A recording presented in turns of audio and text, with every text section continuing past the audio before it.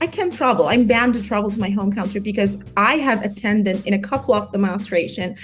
I gave some speech in front of the parliament or like have an interview with a couple of like media. Now I'm banned. And they told my father, they threatened my family.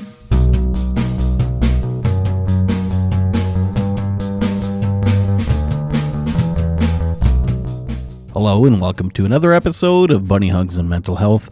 I am your host, Todd Renabaum. Thank you for listening and tuning in. I've got another great episode for you here. This is with my friend Shiva, and she grew up in Iran. She's now a student here in Canada, and she is also a mental health advocate.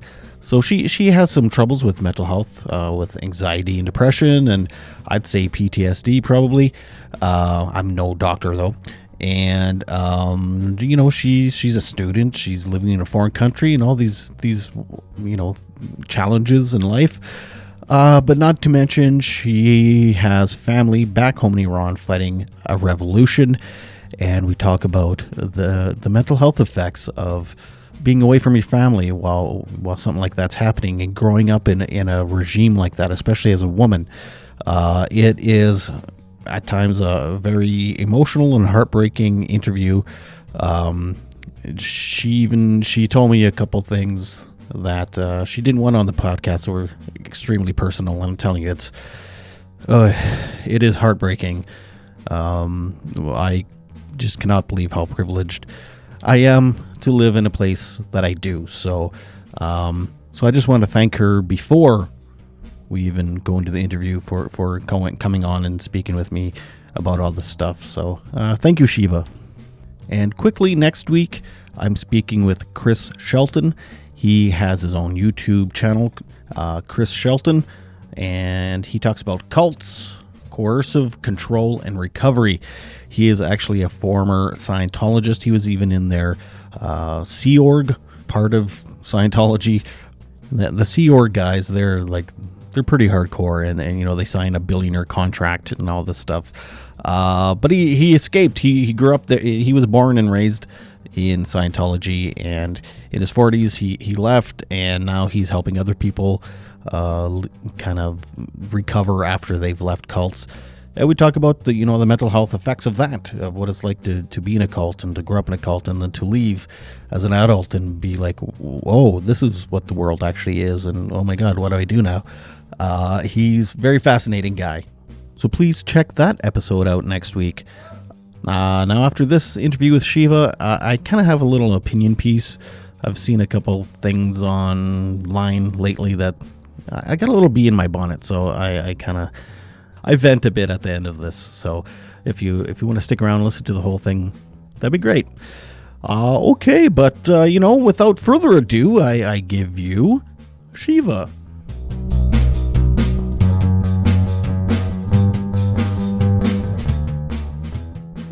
My family are back home. Like, my parents are there, my immediate family, my extended family, we're there.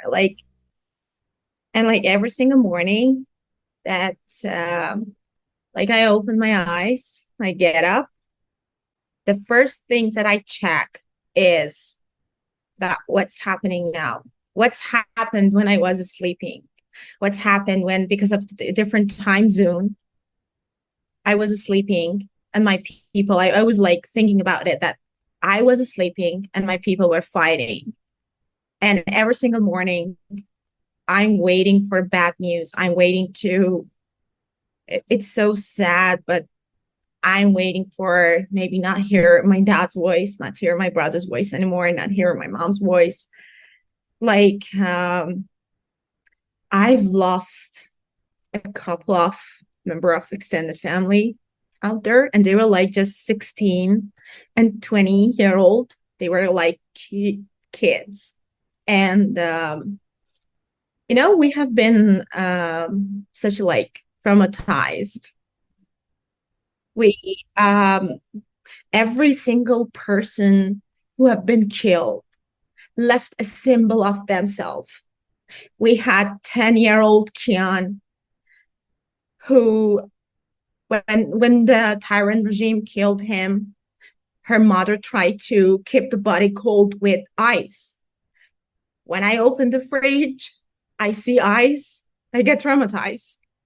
When I like listen to a song that one of the youth out there who has been killed by the Tehran regime was singing, I get traumatized.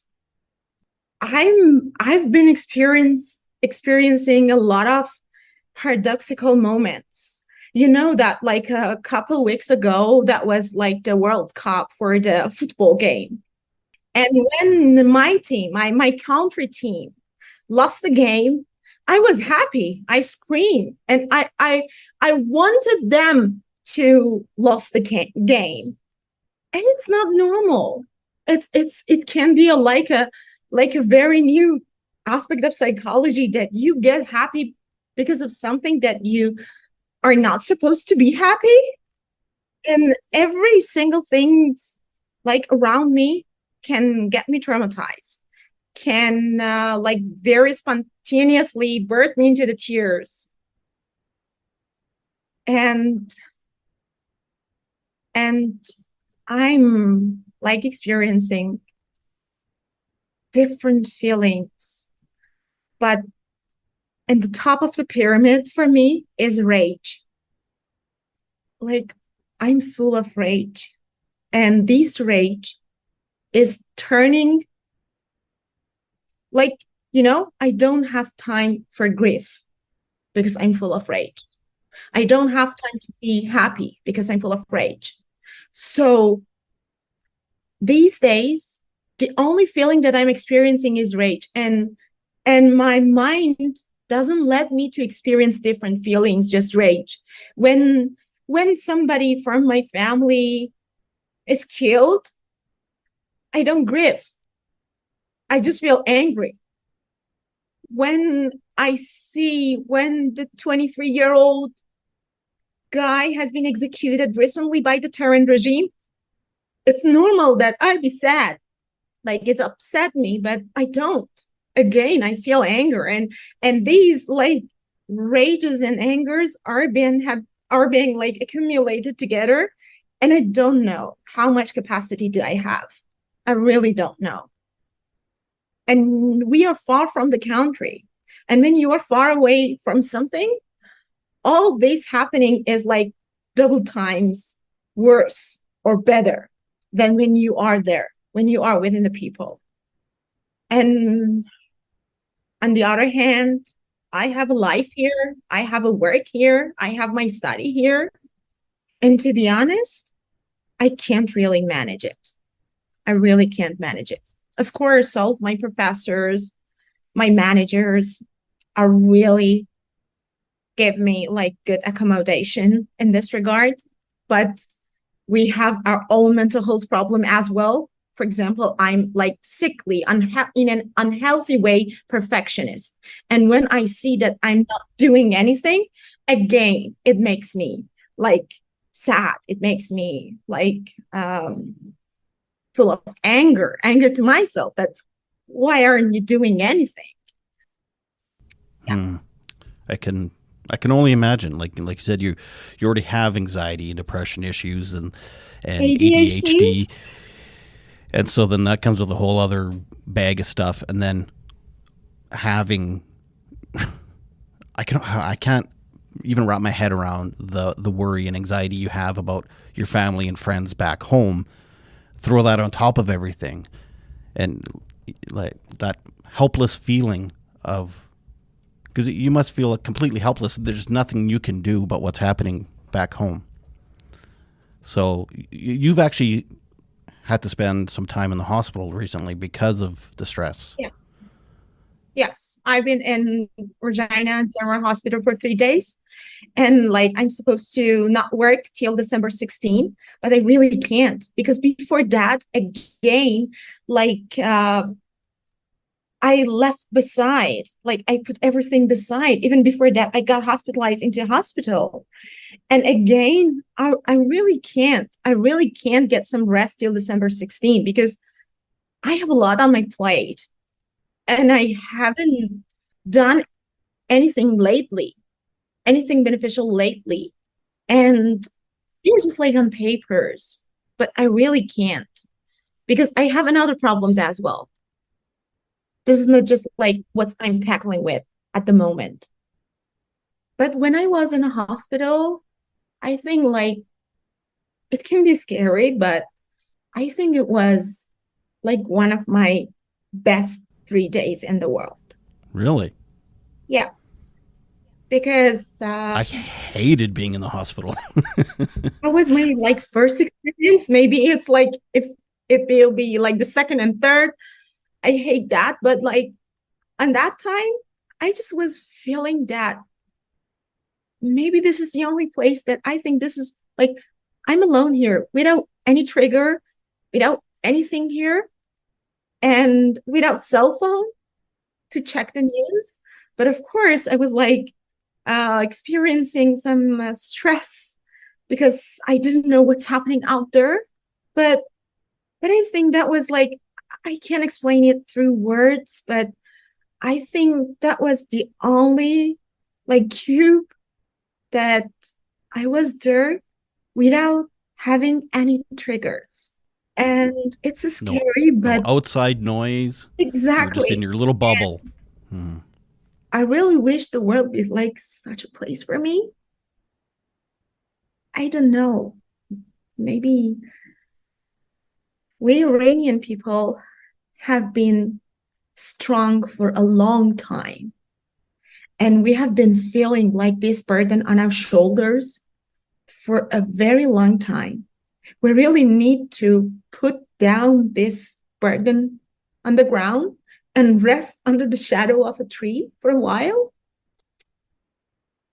It's been too much. It's been too much. I emigrated because of what's happening in my country. I left all my dreams back home and pack my wishes and my future into two 23-kilogram baggage and come to a country that everything is totally new for me. The smell are new, the scenarios are new, the people are new, the language is new, the tastes are new. And this is itself like this immigration itself is like a new birth, but a birth with too much unconscious beforehand. And at the same time, as an immigrant, I'm tackling with my personal issues as well, like my personal lives, my studies, my work, my homesickness. Beside all this, I put all those aside and I'm just like thinking about my country, thinking about my people, thinking about planning a demonstration or whatsoever to let the people know around the world what's happening in my home country, to be their voice. And at the same time, to be honest, I feel guilty.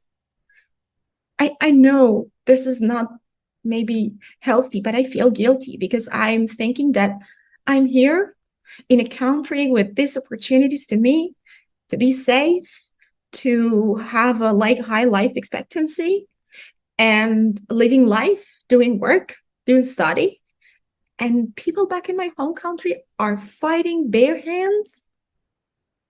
They're like, they must, for example, wearing what they don't want to wear. They are not allowed to um, travel without their guardians and their husbands and their fathers' permissions. And I feel guilty. I feel guilty that I have this privilege here, but not my people in back in Iran. I know it's easy for me to say, but maybe instead of guilt, you can just try and feel gratitude instead that you are where you are. And I guess that's it. I don't know. I mean, I have no. I'm not giving advice or anything because I have no idea. But anytime I felt guilt, I've had other people try to turn that guilt actually into a gratitude. So it's less negative that way. You know, it doesn't weigh you down as much. You know, I have my own personal therapist. I do therapy every Saturday, but sometimes when I needed some like someone to some counselor or whatsoever to talk to, um, here like in Canada, I couldn't communicate because like of course you folks understand, but you have no idea about what I'm talking about. And um and I couldn't communicate. And I just like left the session. So are your family members, are they protesting and fighting in the streets right now? My brother, yeah, but my father is like scared of my life or my brother's life. Um, so he's just like saying, "Be careful. They are criminals. They're tyrant. They don't have mercy, any mercy. They kill you." For example, now at the moment, I can't travel to my home country till the Tehran regime, the Tehran government is there. I can't travel. I'm banned to travel to my home country because I have attended in a couple of demonstrations. I gave some speech in front of the parliament or like have an interview with a couple of like media. Now I'm banned. And they told my father, they threatened my family. And Really? So the government of Iran knew you gave some talks and speeches in Canada and actually contacted your of course family? they know. Of course they know. You know why? Because the regime has its own people everywhere. Even here in Regina, we have people and all the community knows them. Hmm. That they are working for the regime, not just like spies, maybe mercenaries or what. I don't know what we can call them, but they sometimes even like attend in the protest, attend in the demonstration here in Canada, filming people and like send them to the information institute there in Iran to let them, yeah, these are the people that they are attending in a demonstration against the government. They are like enemies or whatsoever. But you know why? It's like it's a psychologically like a cycle that in a specific level, you don't fear anymore. When your rage like comes in a certain level, you don't scare anymore. I was just like thinking to myself that my parents' life aren't worse than any other people down the street life. That I like to travel to my home country is not worse than people who are fighting in the street. So why should I care that if you attend in a protest, you are not allowed back to home country? I don't care. I really don't care. Because like my rage, my anger reached to a level of this government. I have a like really, really terrible history of this government. Even as a child, when I was 5 year old, when I was 6 year old, when I was in high school, when I was like back home and see that like they were raided to our place to like maybe get my father. And you know what, Todd? I've experiencing a lot from this government. And that's why my anger, my rage comes to a level that I don't scare. And people who doesn't scare of anything can be dangerous. People who have nothing to lose can be dangerous. I don't care. Once I was talking to myself, that's okay. If you want to arrest my father, if you want to kill my father, you just do this as an accelerator to me to be more angry. That's okay. You can't kill a person twice. You can just like kill a person once. So I don't care. And I'm experiencing this level of rage that I don't scare anymore. It can be dangerous even for myself because like I'm doing some dangerous things. So, but I don't care. I really don't care. Do you think everyone back home that are protesting feel the same way? That's why they're protesting. They're just fed up. Yes, they're just like, we're just saying in Persian that they put their life on their hand and just go to street mayhem and fighting. And the government, every single day of these 45 years, have been looking for a neck to execute. They literally have been looking for necks to execute. I don't know if you heard like the Che Guevara speech in the United Nations when there was like Cuba Revolution. He just like came and said, death or country, death or life, death or freedom. And I think now we Iranian, most of Iranian are in this phase. We don't want a life without freedom. Life without freedom is a death. So this death can be metaphorically, can happen as a real thing. Right. Do you think there's going to be something coming out of these protests? Do you think there will be a regime change, or we're just like saying, repeating, one solution revolution, and we are already in revolution. This is not a protest anymore. This is a revolution. And I think this time is different from the other times. The scope is different. This revolution is led by women. And when women want something, they don't care. They want that thing. And this is totally different. It's been the first time that a protest has been like, takes long for 86 days. And based on United Nations, after 30 days of protest, it turns to a revolution. And we are already in a revolution. And I hope that something is going to happen. But even in that case, even if we win the revolution, the regime change, now that would be the time to grieve. That would be the time to grieve for thousands of youth, thousands of kids who have been killed by this tyrant regime.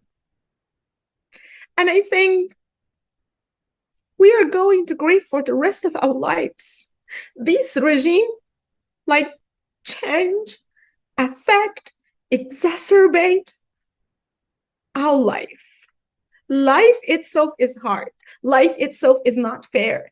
And this regime exacerbate this life for all the people back in home country. And, I hope that the regime will be changed, but this is for the next generation, not for us. Because I'm 31 now, and just let's say I'm going to be alive for next 30 years. And this is not enough for all I have been experiencing so far. This is not enough to grieve for the family members that I have lost back 45 years ago till now. And I'm just happy. I just hope that this regime is going to be changed, but I'm happy for the next generation, not for us. We're not going to experience like calmness and peace anymore. We don't have time to grieve. We have been losing like thousands of youth, thousands of childs since 45 years ago. How many family members do you think you've lost in the last 45 years? Actually, in my immediate family, I've lost 2 uncles, 1 aunt. They have been executed by the regime 30 years ago, like 40 years ago, yeah. They have been executed by the regime, and they were just like 19, 20, and 22 at the beginning of establishing this regime, because they were against the regime 45 years ago. They just arrested them and executed them. Does anybody want them there? Like, does any citizen support the regime anymore? Yes, there are still people who are supporting the regime, but they are just those who are like getting some benefit from the regime, because the regime is stealing everything, every resources in that country. And they are going to gain a lot of money because of our oil. They're selling our they are selling our countries. Can you imagine? They are, whenever they were caught in the budget, they sell a part of the country. They rent south of Iran for 25 years to China. Can you imagine that? Like, the prime minister rent Regina to Russia for 25 years because it is cut in the budget. And the people who are with the regime are exactly that much criminal, and they are with the regime. They know that they are doing wrong, but there are like two types of people. They have been brainwashed, or they are going to gain some benefits. They are promised to gain some benefits, gain some monies. And now the oppression forces are all amongst the poor family in Iran, because the regime paid them and said, okay, now go to the street and oppress the people, oppress the protester, because they need money, because they need something to eat. You know about the Maslow pyramid. Mm-hmm. People in Iran are digging in the lowest level of the pyramid for the very basic human rights. Very basic human rights. They are fighting for money, they are fighting for job, they are fighting for clothes, they are fighting for home. They are fighting, just like, forget about other levels of Maslow pyramids. Right. Just basic needs like stuff. On the top, yeah. On the top, we have the self-actualization. We don't have time. We haven't had time to do something for our personal growth, for our self-actualization. We didn't have time, because the regime just get us stuck on the lowest level of the pyramid, so we don't have time to take care of the other level of pyramids. We don't have time to protest because we are tackling with the very basic needs. So we are just like engaging with those stuffs. So we don't have time to see what crimes they are doing. But now is different. We are in 2022. The women mostly are in charge. I'm not gonna to get the credits of this revolution just for the women. This is for all the people, but the person who just light this revolution was the woman, and mainly women are in the streets. But this time is different. You can't just like engage us in the very lowest level of the pyramid to like just spend time there and don't know what are you doing. Mm-hmm. That's why it's different. Yeah, it's not sustainable. I mean, you get people hungry and frustrated enough, they want to climb that hierarchy of needs so bad that, like you said, you lose all fear and their priorities begin to change, and you can only oppress them so long. It is, and it's like really normal when you're like worry is to providing food for your children. You don't have time to take care of your mental health. Mm-hmm. Because this is the first need that you should take care of. And they knew they were supposed, actually they assumed that they know that they are doing the right thing, but they don't. Now we are in 2022, and you can't make fool of people anymore. You can make full of people with religion. You can make full of people with God said that. No, there is no God like this in the world. There is no God like this to set you should kill, you should execute, you should, if there is such a God in the world, I don't believe in God. I don't believe there is such a God here. And they can't. That's why I hope that this time wasn't the first time that they have been killing youth, they have been killing children, but I'm sure that this is their last time. I sure hope so. I think if you can, oh man, I mean, I'm not a smart guy when it comes to world problems, but hopefully the like you said, the poor people that are in the military get frustrated enough, and that's if they can do that switch and be like, Yeah. enough's enough. I don't want to keep killing and arresting people that are look and were raised just like me. It's not worth the bit of money. So it sounds like most everyday people are against the regime. It's really just this oligarchy and these really rich people that want to keep the regime. Yeah, not necessarily that like all the rich people are against the regime. It can be paradoxical as well, because maybe people said, you have everything. Why are you going to like fight or you are going to protest? This is not necessarily like that, but regime knows it is going to use whom? Like the people who are in need of something. This need even can be that the regime knows that your weakness is your family. Okay, you are going to give up. I kill your parents. They threaten your family. So you just like have to. And this is a natural things in human beings to defend. To defend. Of course, a human being when there is a parent, when there is like some other people, it can be normal that you use your parents, use your family, sorry, choose your family. It's okay. But sometimes for other people, this level of like rage turns to fear, turns to rage. It can be as a accelerator to let this regime down. But not all the people are the same. Boy, well, I hope it. If oh man, I mean, I've been watching on the news and my heart's breaking. But now talking to you, it's like, oh my god, it's making me physically ill.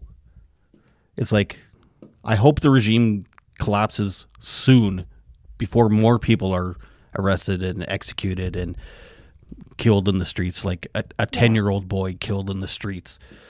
My heart is breaking for you, Shiva, because I know, like, we've talked mental health before all this happened. That's how we met, was we were mental health advocates and stuff. And so I already know you have your own personal issues with mental health, and then throwing this on top of it. Oh my God. But I also applaud you for speaking out and for doing everything you're doing. I see you. I see you on other people's posts on Instagram and Facebook and stuff. Some political leaders and stuff. I have posed with you, and I see you in the background and stuff. And so I don't know what I'm trying to say. I'm a little speechless right now. I'm all over the place. Plus, I forgot to fill my prescription for my ADHD meds, so I'm off my meds today. So I need to take ADHD meds to remember. Yeah, exactly. Like, and these days, because like I can do the regular life based on meds. If I take my meds in the morning, I can be a little bit like effective till 4 p.m. And after 4 p.m., again, I back to my cave. And sometimes, yeah, I need some meds to remember me, take my ADHD meds, my anxiety depression meds. And yeah, it's like it seems that I stuck into a sick loop that I can get out of it. I told you before, like I've seen some people like around me who says like you should help yourself. You should go to the gym. You should like do something for yourself. It's all depends on yourself. And I'm going to use this podcast to say them it not depends on me. It doesn't depend on me. Imagine a person who has a broken leg. Can you tell them that yeah, let's run. It all depends on your leg. No, no, that leg is broken.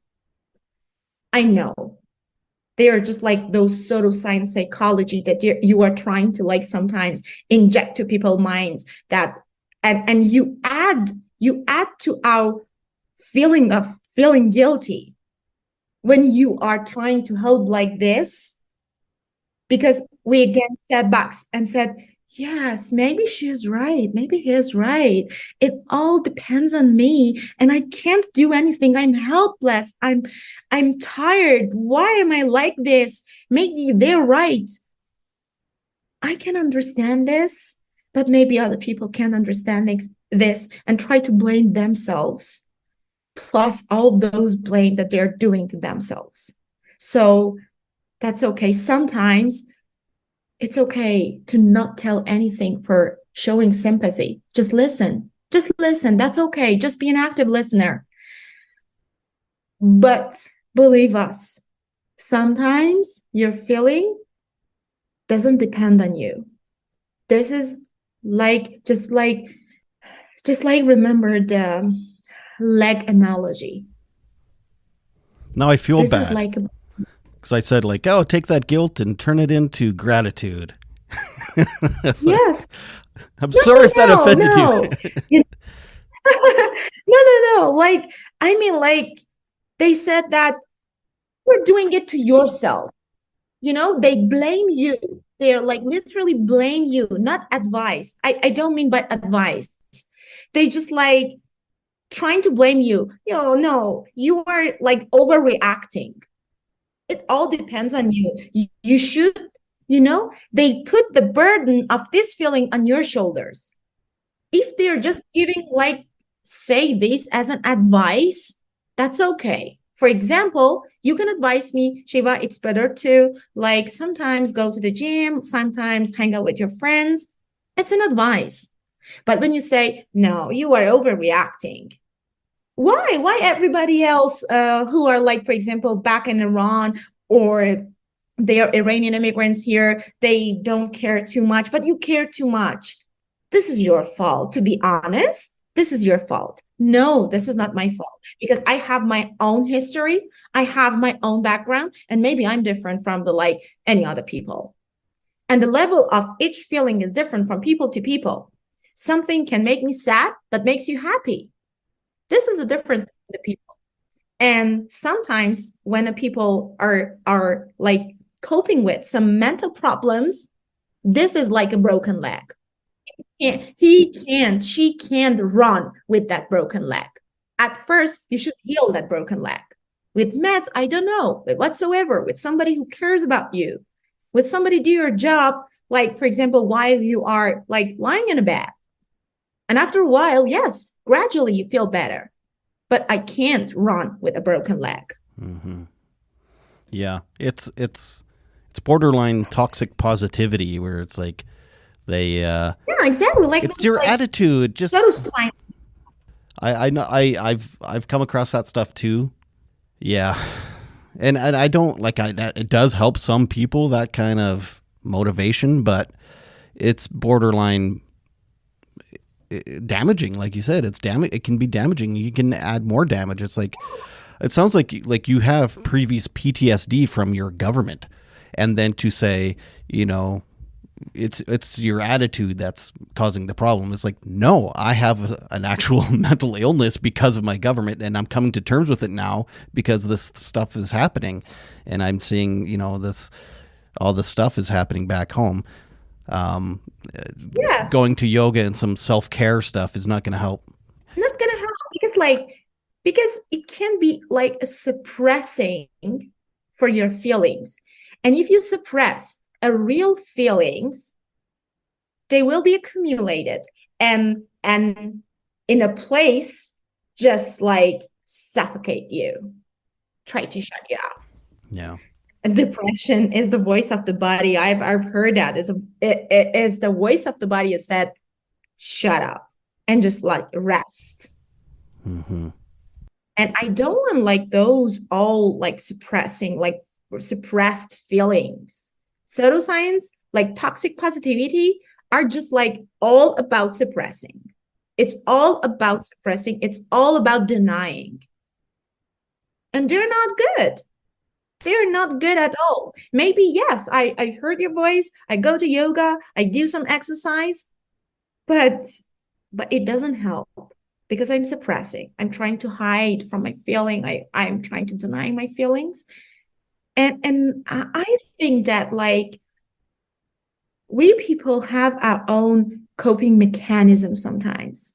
Somebody sleep, somebody like take meds, somebody listen to songs, somebody go for a walk. I used to do drugs. Yeah, Drink. yeah. Yeah. I used to drink alcohol at the beginning of this revolution. Almost every single night I was drunk. And I just like in the middle of the way, I just stop it. I said, no, Shiva, this is not the way. This is not the way. You are denying. And maybe this is just because of like maybe of a couple of books or my like passion to psychology and whatsoever, my like information about this. But maybe somebody else doesn't know about it and just like keep this going on. And I swear, I'm just saying, like, I was drunk every single night.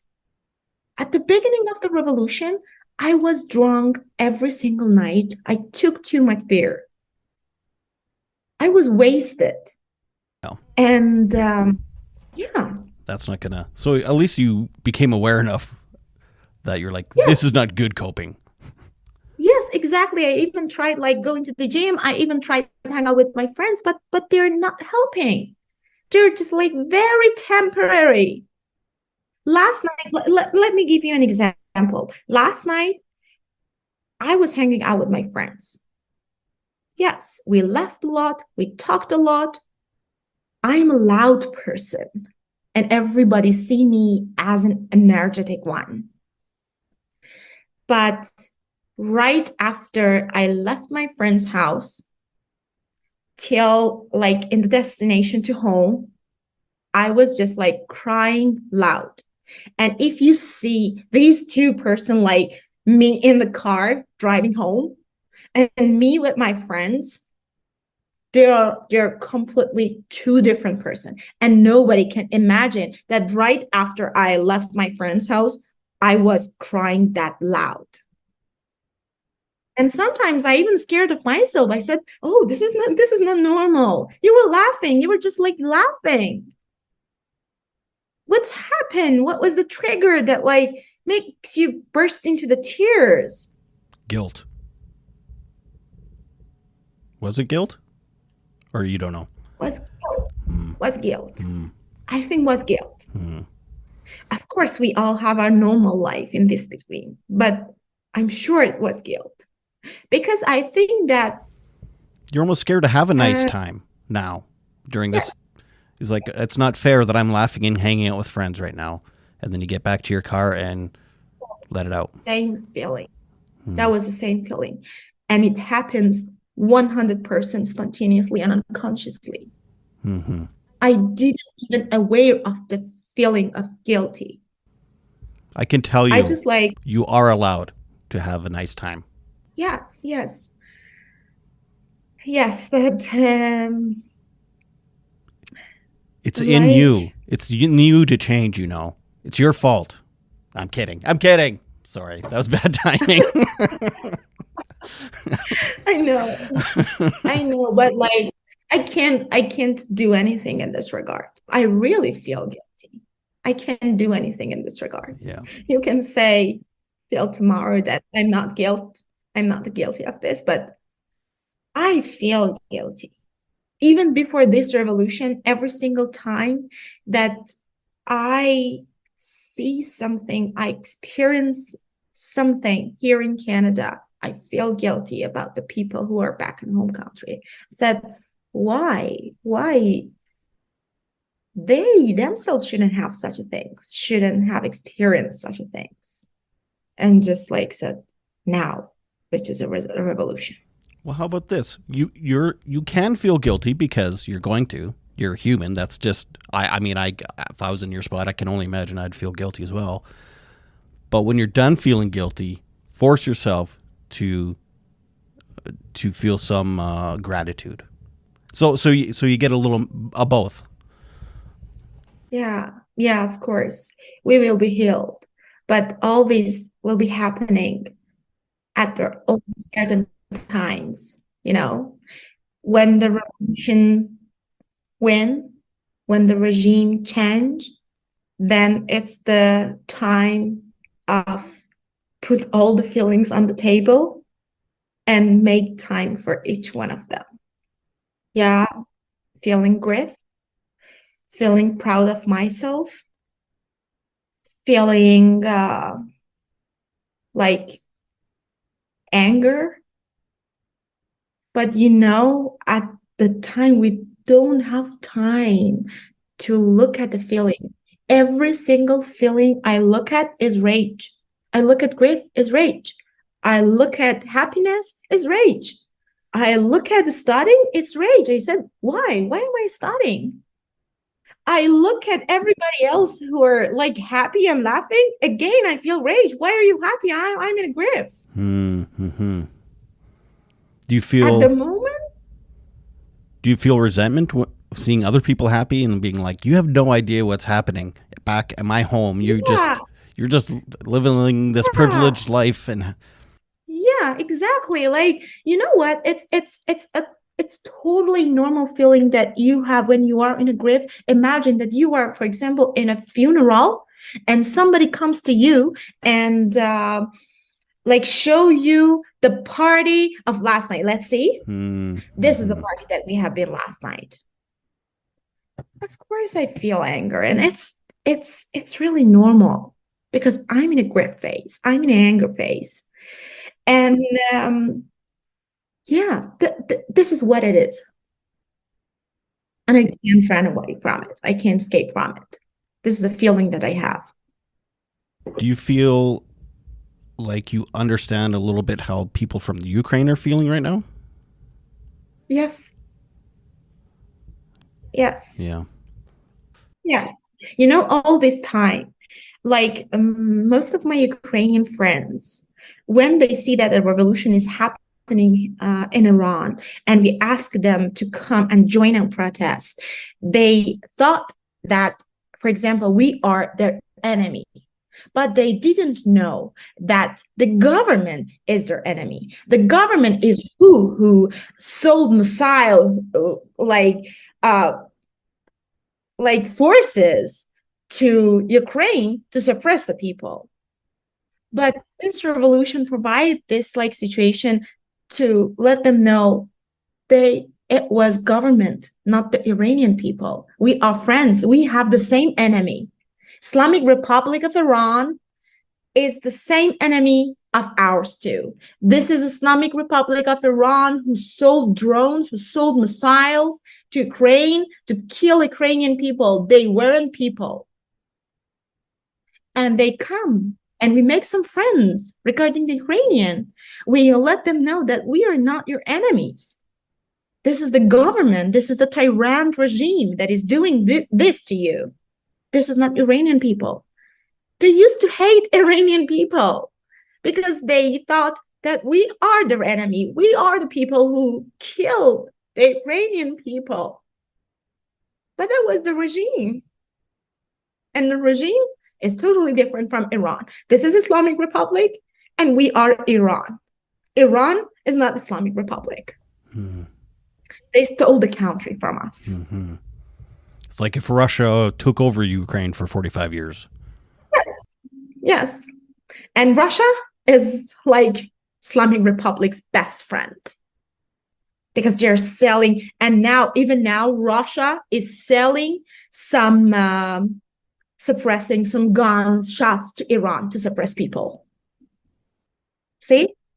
This is what's happening through governments. And they're not people. Government are totally like away from the people. Even people from Russia are different from the people from the government.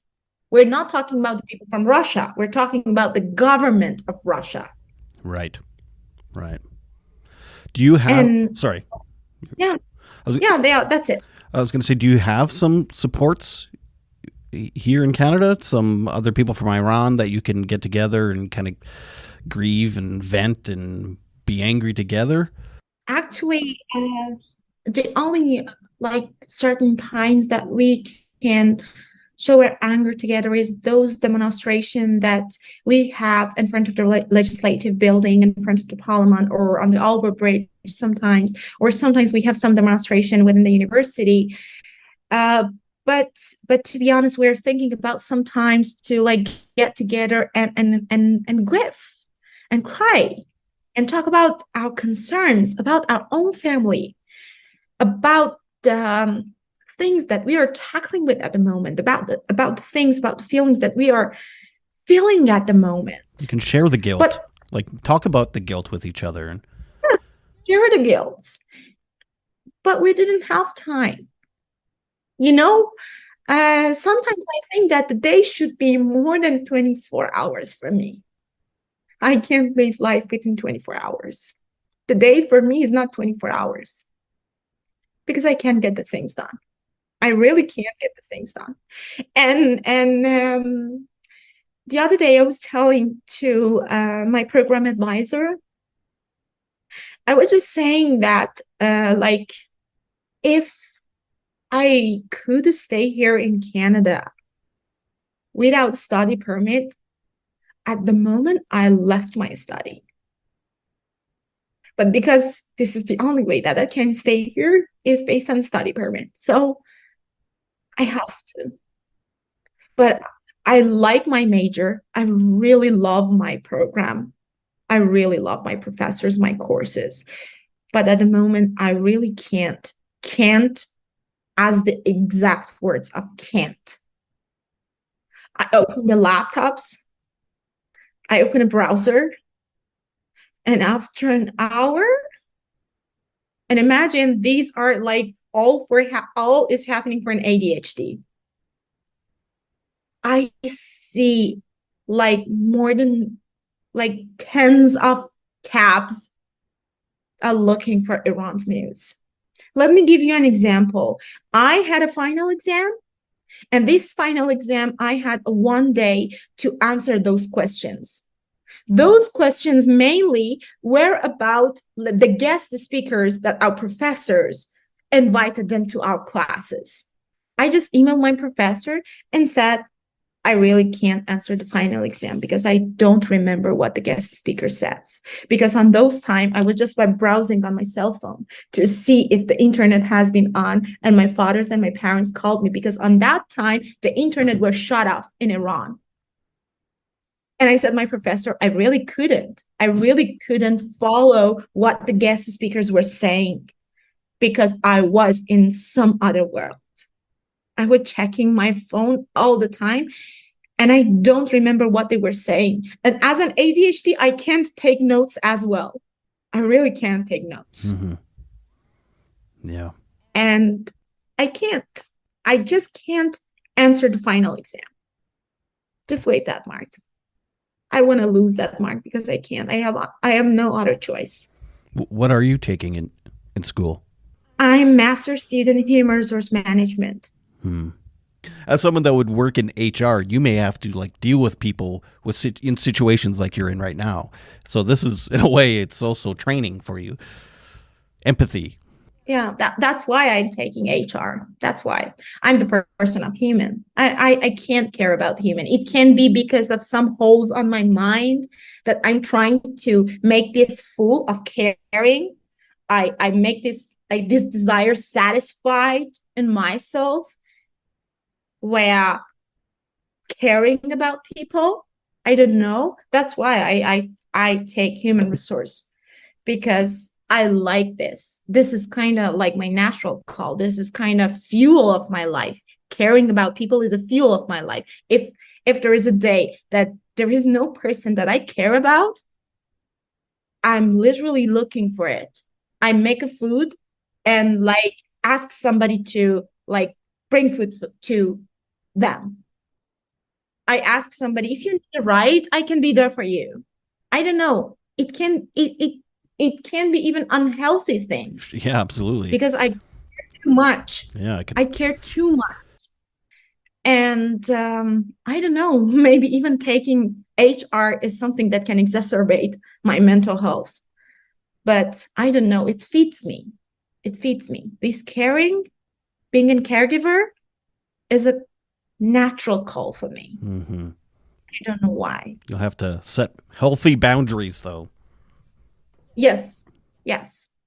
Because, like, I believe there is no bad or good behavior. This is just healthy and unhealthy. And we're not going to, like, completely put a behavior aside. We're just going to, like, separate those unhealthy part of that behavior aside and keep that healthy ones.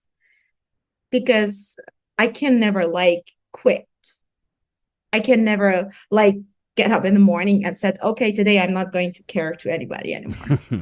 I can't do that. Right. Yeah. But I'm just, like, trying to, yeah, making some borders from the healthy part to unhealthy part. Boundary. Border works. Boundary. Actually, Yeah. no, yeah, I like, Yes. yeah. Boy. I wish I could hug you right now because I just want to hug you right now because I'm. Uh, No, that we have in our home country, we are people like this. In our home country now, at the moment, some people, some youth in the street just have an open hug and ask people, yeah, this is a free hug. And can you imagine that the government arrested a couple of these youth because of a free hug in the street? wait, you can't hug in the street in Iran? No, no, no. They said that this is a like a protest. This is symbolized like something that you're protesting because like some youth in the street now are giving like candy to people like fist bump and said a candy, or some said that yes, I know this is a hard span of time. I can hug you. This is all I can do to you. And they hug people in the street. And the government arrested two youth. They're like 22-year-old because of hug in the street. Because you are doing protests. And yes, if you're going to know this, yes. Hug if a woman and a man hug each other in the street or kiss each other, they are going to be arrested. I don't know if you heard like the song of Shervin. It's very viral these days. It's a that it means that why we are fighting, why we are fighting. And one of those because of is because of kissing without fears. I can like send you or tell you the translation of those because of to see that what basic human rights we are fighting for. One of those was kissing without fears. We can't kiss each other in the street. We can't. And yes, sometimes this is all we need, a hug. And we have been forbidden for 45 years that like in the street, like hug somebody. Yeah, I just can't even relate. And listening to you, I feel so much more privileged than I kind of forget sometimes, you get wrapped up in your everyday stuff and you feel sorry for yourself or whatever. And then you hear this and it's like, you know what? This is I live in a pretty great place that I can hug and kiss someone in the street and not be scared of being arrested. I'm not worried about family members dying. Something that you don't know, they are privileged. Yeah. You folks here in this country, have a life that you can't like even imagine. And now you do too. Kissing. Sort of. Yeah. While you're here. Yes. And I hope that I see like my country once like here, like a free country like here. Of course, I know there are also some problems here. Like they're getting some freedom of the people. They are getting the freedom of the people to their body, the abortion law. I know. But I don't know what's wrong with the human beings now. What's wrong with the government? What's wrong with the people? I mean, I'm But also you just Caucasian too, right? So it depends on the race of the person in the country too, right? yes, Yeah. yes, exactly. Of course, I know that you are like tackling with other problems as well. Because but I don't know what's wrong with the people now. What's wrong with the government? They are getting the freedom of the people. What the hell is that? You are not in a place to get the freedom of the people to let them to ask them to this is your religion. You have to be, for example, Christian. You have to be Muslim. There is no other choice. If you are going to change your religion to, for example, in Iran, if we change our religion from Islam to Christianity, we're just gonna be hung up, like executed. This is against law. LGBTQs, if the government knows about them, they're going to be executed. This is against law. So kissing and hugging in the street would get you arrested, but if you're LGBTQ, kissing and hugging in the street will get you executed Directly right away. Boom. and right away. And they have a very hard life there. That's why most of them are refugees here, are refugees in like some more free countries. I know that like something wrong within all the countries around the world, even in Canada. I know that. But at least there are something that the other countries doesn't have them. Yeah, like I'm higher on the Maslow's hierarchy of needs. I'm not worried about food and basic need stuff. I can worry about things like mental health and stuff because I'm higher up on the pyramid of needs. So so that's a privilege. Yes, that's a privilege. Yes. And now, even like fighting for those rights, like abortion laws, is a kind of self actualization. You're healthy and you're fighting for those rights. But fighting for food, fighting for clothes, fighting for jobs, I'm letting your audiences, your followers know what's happening in Iran. It might make them go and search about my country to be a voice, to share some stories about what's happening, to let them ask their representative, to use their power to ask the prime minister to stop negotiation with Iran, and search about the statements that we Iranian has already released, to see that what do we want from people, from MPs, from whoever who has a voice, to add a voice and ask the people. So I just thank you to provide this floor for me too. Thank you so much, Shiva. I appreciate you so much. I appreciate what you're doing, the awareness you're giving, and it's very brave of you. I just can't imagine what it's like being in your shoes and to be threatened all the time. Now, next week, don't forget, I'm talking with Chris Shelton, former Scientologist.